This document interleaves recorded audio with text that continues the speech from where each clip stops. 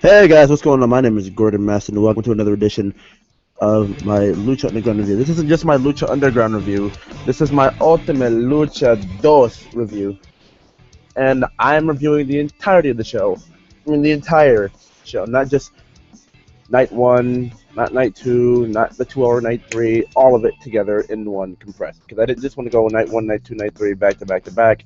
I wanted to do something, not just like try and like, oh, they say he did something different than everybody else. Like, no, I'm just doing this because I'm used to reviewing shows in their entirety. That's no knock on Lucha Underground on the way they did this. I mean, you combine that together, that's a 4 hour show, and I'm pretty sure they knew.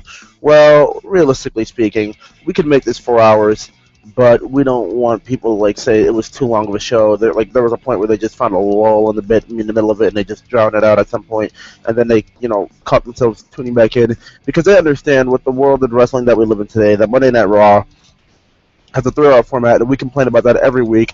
I'm like I said, I will say to the ends of the earth that 3 hours is still too much for fucking television. Excuse me. 2 hours is a perfect format. So that's my stance on it. Usually I promote Twitter and all that stuff. You guys already know. Fight, mass, and fight. Take that last T out of the second fight because they don't let me do it. But that's not really important. What's important here is Ultima Lucha 2. And you know what? I'm going to go over the first part of it here quick. What I also wanted to say here is we we're going to have a bit, what's the best way for me to say this?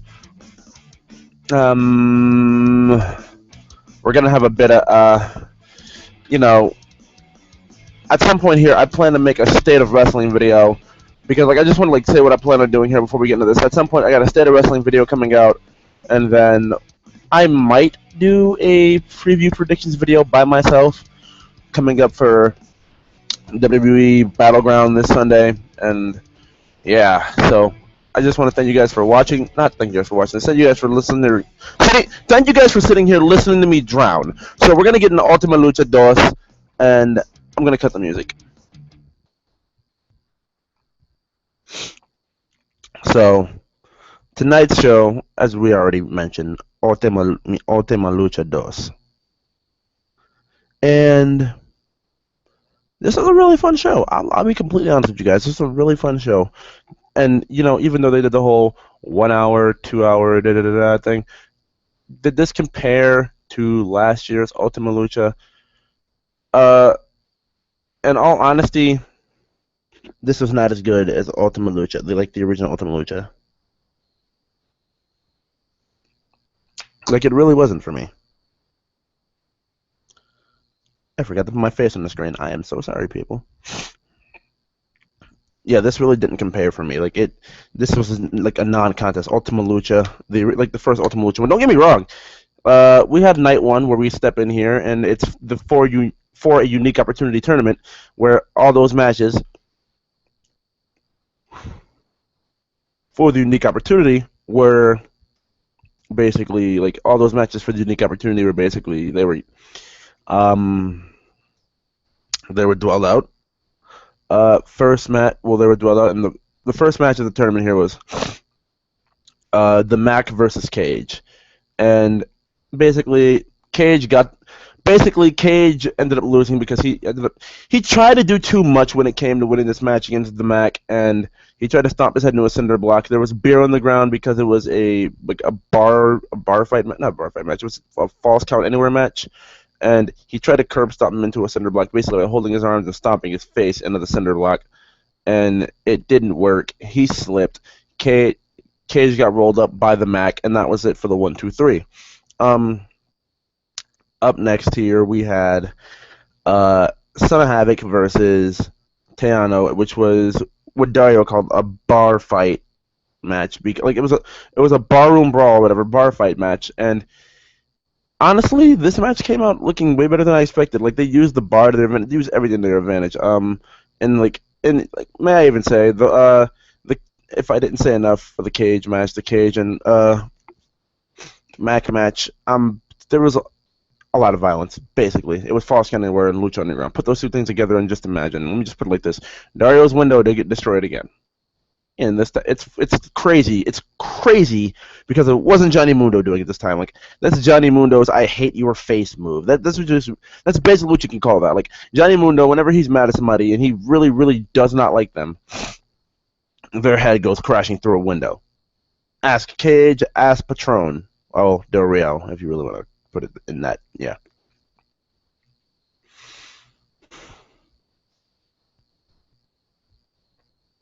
Okay, so up next, like I said, we had the Teano versus Son of Havoc match, and that's what Dario called it, like a biker and a cowboy meeting up. It's a bar fight.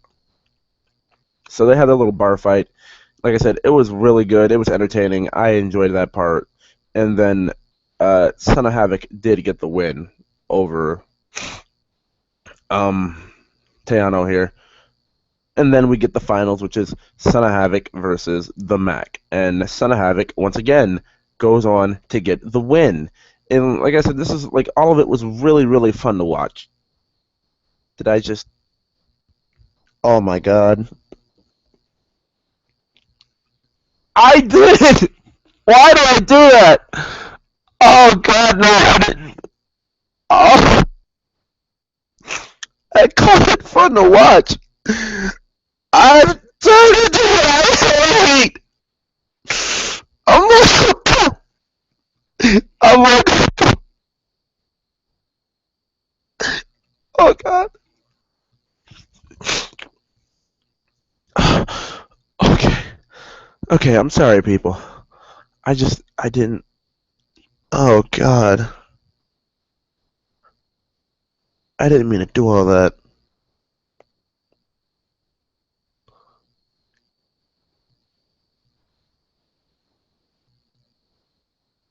So, after this, Dario basically tells Son of Havoc what the unique opportunity is. And the unique opportunity is he can take a briefcase full of, as Dario said, more money than Son of Havoc will ever make in his life. $200,000, $500,000 basically. Or he could take a world title shot at whoever is the world champion by Ultima Lucha 3. And he goes on to take the Ultima Lucha 3 match. But there's a caveat to that, as there is with everything that Dario Cueto has to offer.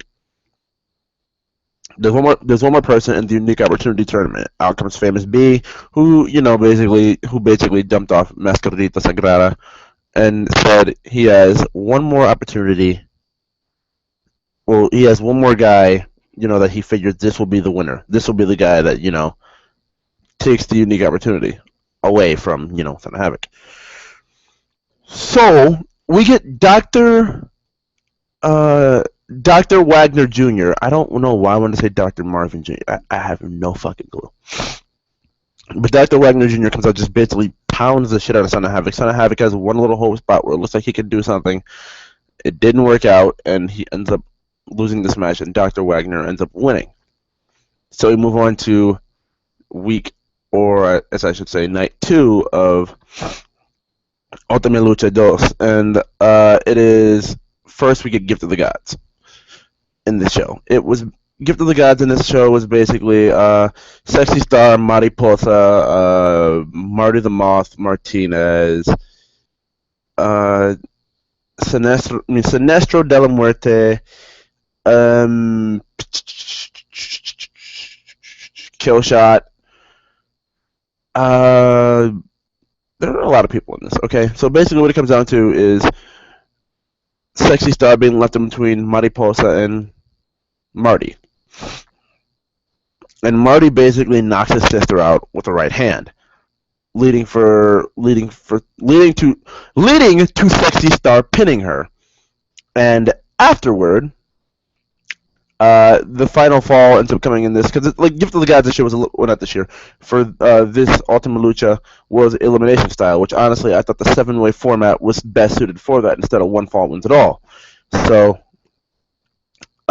Marty goes on to tap out to a Sexy Star armbar, and Sexy Star is now the new Gift of the Gods champion, which I honestly think she's going to get, and her character is definitely made for this at this point. I can't believe Sexy Star beating Matanza. That would be expanding my disbelief way too far, like stretching my disbelief way too far. Like I know she's one of those characters who like really like goes off of her, out of her will to fight, but like against Matanza, at some point you're gonna have no will. You'll last maybe 10 minutes because you fight that hard and you fight that much. Especially if Dario Cueto says every championship match should have a definitive conclusion. Yeah, you should definitely last like 10 minutes if you're gonna be using weapons and shit. Like, I can see Sexy Star making this last if she uses weapons and she plays her cards right. Basically, do not use the wrestling trope that every small person uses against a person the size of the monster Matanza Cueto, which would be jumping into the monster Matanza Cueto's arms, like in like a cross body form or something. Because then, if you do that, he can just easily toss you to the side, bring you around, hit Wrath of the Gods, and end it. But Sexy Star is your new Gift of the Gods champion. Let's see how long she holds it, because her character also is one who could lose it in devastating fashion, just like Phoenix did. Okay, so up next is Mil Muertes versus King Cuerno in a death match. Honestly, this was good. If my expectations of what would have happened, it kind of fell a little flat to me. Mil Muertes went on to win this match, though. I think I can't remember if he won it with the flatline or if he won it with that. Oh, he won it with the double axe handle off the top rope, but he had a lead pipe in his hand and like hit Cuerno with like an unprotected headshot, basically, unprotected chair shot. I mean, pretty good, but I mean, not really what I was expecting. So, I mean, yeah, there's that.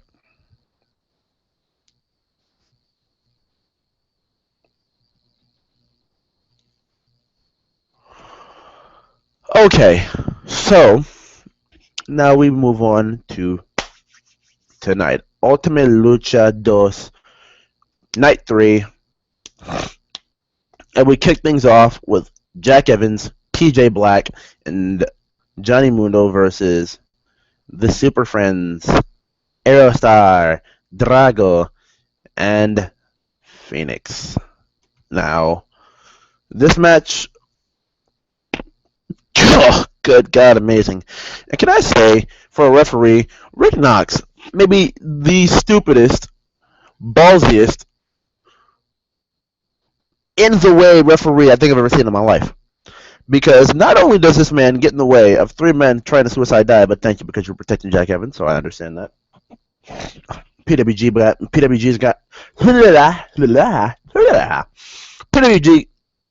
PWG guys have to stick up for PWG guys because you know how that works. So, yeah. And if you went for PWG, Rick Knox ain't got time for that. So, understanding. And I know Johnny Mundo and PJ Black. Well, I think PJ Black went to PWG one time. I don't really remember. I think he did. Not really too sure yet.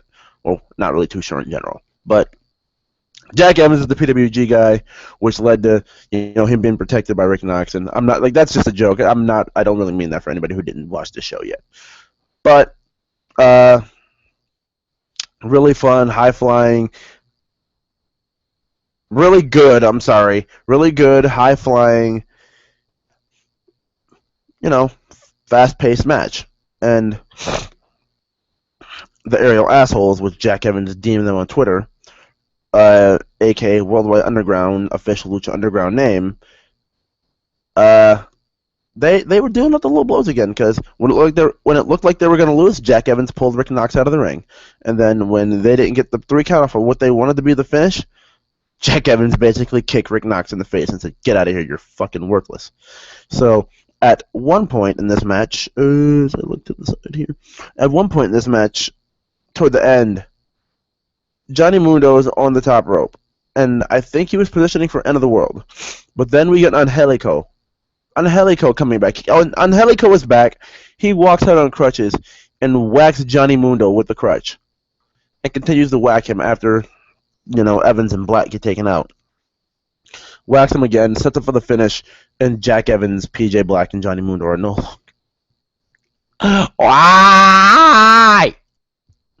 longer your trio's champions. And that is a tough pill to swallow, man.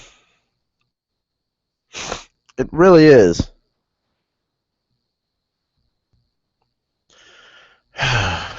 So it looks like Angelico is going to be going into a feud of the Mundo because the main person he attacked was Mundo. So I'm guessing that Mundo was the one. Like he basically like got himself into a trios championship situation where he basically attacked uh Angelico and then attacked Phoenix and joined Evans and Black.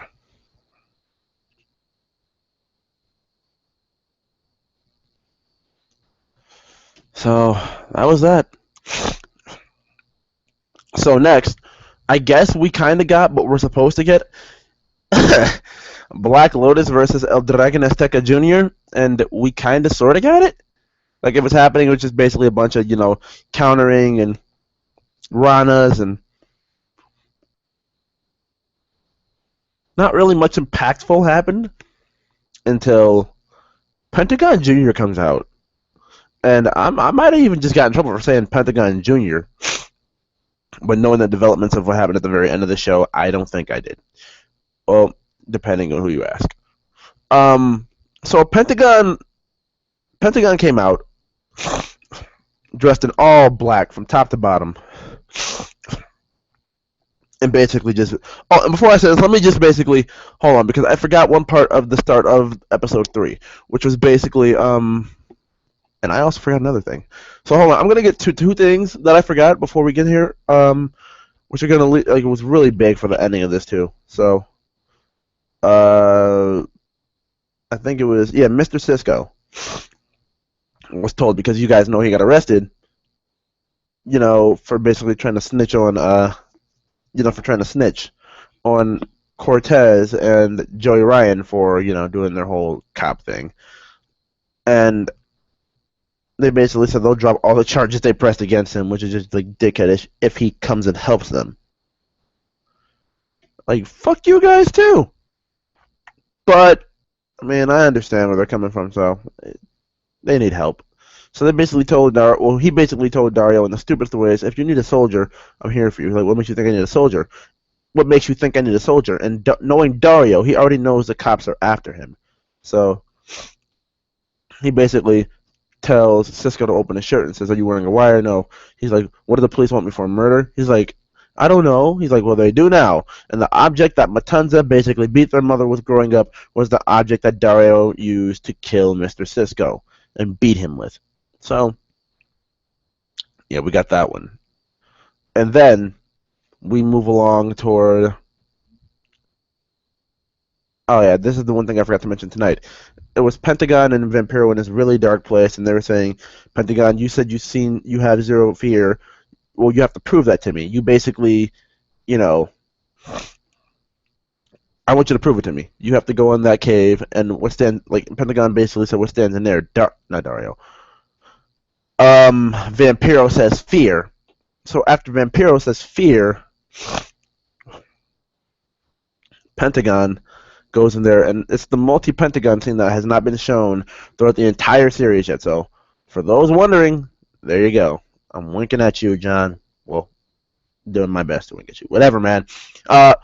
Anyways, we're gonna move forward here, and this leads back to El Dragon Azteca Jr. versus Black Lotus, and El Dragon Azteca Jr. Basically. Dragon Azteca Jr. And Black Lotus gets interrupted by Pentagon. He comes out, beats both of them up, breaks both their arms, says he is now known as Pentagon Dark, and he wants everybody to call him that from here on out. Not Pentagon Jr., Pentagon Dark, and because he's been in all the darkest places, that he possibly could, to get to this dark place now to handle the monster Matanza Cueto, or to beat the monster Matanza Cueto, which would be a better word to use. And Matanza, he says he wants him now. So, looking at it in hindsight, I guess this is a good move on Lucha Underground's part for two reasons. One, Pentagon is able to... Well, okay, I'll explain that in a second. But the match goes on. Pentagon dominates for the most part. It was pretty good. And then, toward the end, when Pentagon's about to beat him, he basically... grabs a barbed wire bat from Vampiro, Matanza got up and stopped him from using the barbed wire bat and hit Pentagon with the barbed wire bat. Pentagon turned around in his face and like, yeah, I ate that. What are you gonna do about it? And then Matanza just goes on to hit Wrath of the Gods. I was just thinking Pentagon should have kicked that out 1. Pentagon just got pinned completely to 3. I'm sorry, Lucha Underground. You make people lose their debuts, and technically this wasn't a debut for Pentagon the character, or for Pentagon in general, for the person inside the mask, but it was a debut for the new version of his character, which basically wasn't good enough to beat Matanza. And Vampiro did tell Pentagon at one point, "You're not ready," but Pentagon didn't listen. But still, at the end of the day, to know that Pentagon went through this morphing change and beat up his fears, basically, and to use lack of a better term of words, I guess. So because he did that, what happens next is okay,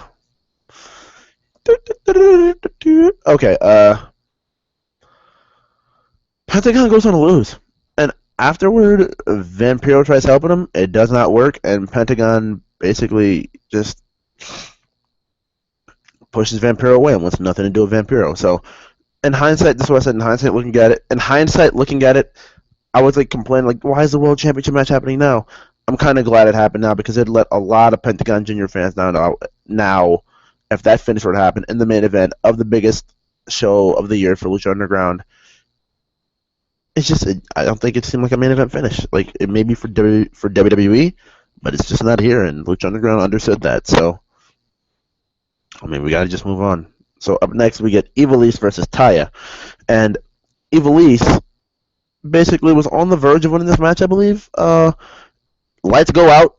We get Katrina, and it's basically her teleporting routine in the temple for the first time, which is, basically lights out, lights on.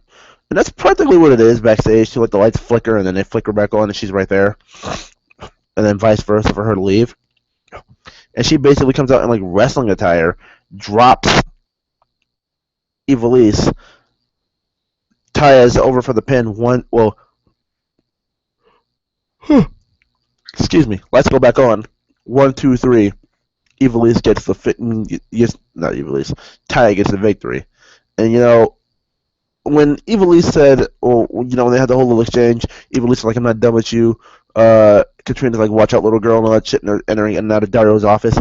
That apparently meant a lot. Like when you're known, when Lucha Underground is basically showing you pay attention to every little detail, and they even show this in the opening sequence of the show. I guess they meant every little fucking detail.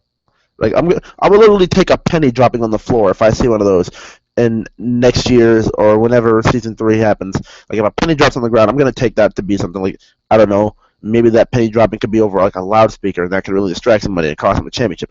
As stupid as that would be, that's just a pure example of Lucha Underground will make anything significant that they show you that's worth putting in a video package. This is the truest form of true. It's a stupid example, but you guys understand where I'm coming from. So, up next, I don't think we had anything else here. This was Rey Mysterio versus Prince Puma. This was about a good 30 minutes almost, and it was a really, really, really good match. I enjoyed, especially the ending with Rey winning. I didn't really if I'm talking ideally, I didn't want Rey to win. I wanted Puma to win, but I mean, the spike head scissors, like literally spiked the living fuck out of Puma. And then 1, 2, 3, not the 1, 2, 3, the whole 619 finish and everything. It was beautiful. The entire match itself was beautiful. Like, there was one little hiccup where Rey did a reverse Rana, poison Rana off the top rope, and Puma was supposed to land on his head, but he kind of backflipped, landed on his feet, then landed backwards on his head. I don't think that cell was supposed to go that way, but we just ran with it and rolled with it. But Rey Mysterio goes on to get the win. Tells Puma, "This is your area." Oh, and the best part about this match, Puma pulling off the 619, or better yet, the 323, because he's from Boyle Heights, and that's the Boyle Heights area code, the 323 thing. But he pulled off the 619 and then did like a springboard, not even just off the top turnbuckle, a springboard 630 off the middle rope, like from the middle rope in the middle of the ring. And Rey kicked out of it. Like, That was fucking insane. So there's that. But Rey Mysterio gets the win, and then he gives Puma the victory. But this is why I say I love Matt Striker, and he gets a lot of flack just for like, oh, you're fucking Mark. Mark shouldn't be commentators. You should be professional. He said this is a I love you goodbye moment, like the Shawn Michaels Ric Flair moment. That like you when Puma was getting ready to hit the second 630, but Ray moved. Like just that, and then you think like that moment, and then you think about where Puma was and how the match would have ended if it would have ended there. Just beautiful, just on the spot, beautiful match record. I just thank you, Matt Striker, thank you. You and Mauro Ranallo, the best play-by-play guys going today, and then I'd probably like right now, and then maybe I'd have to put. Well, see, JR is still a thing because he's doing access for New Japan. I was gonna say maybe I put Tom Phillips somewhere over there, but JR is still a thing in this day and age, and people would really just shit on me if I did that. So, Matt Striker and Mauro Ranallo, not in any specific order between the two. You guys are at the very top for me, of play-by-play guys.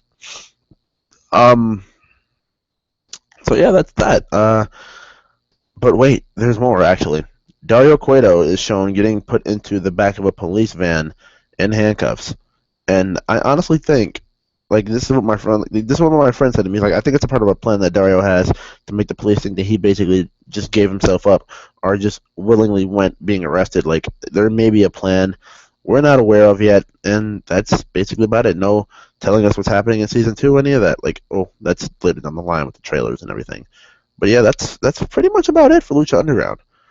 And we got a whole to be continued thing after that, and that's Lucha Underground season 2, everybody. So I hope you guys did enjoy this. Remember to leave a like if you did. Subscribe if you're not subscribed for more of that Lucha Underground goodness on my channel, baby. And I will see you guys. Maybe later tonight. I don't know what's going on. I really don't. We'll get to it soon. Thank you guys for watching. See you guys next time. See you! It didn't.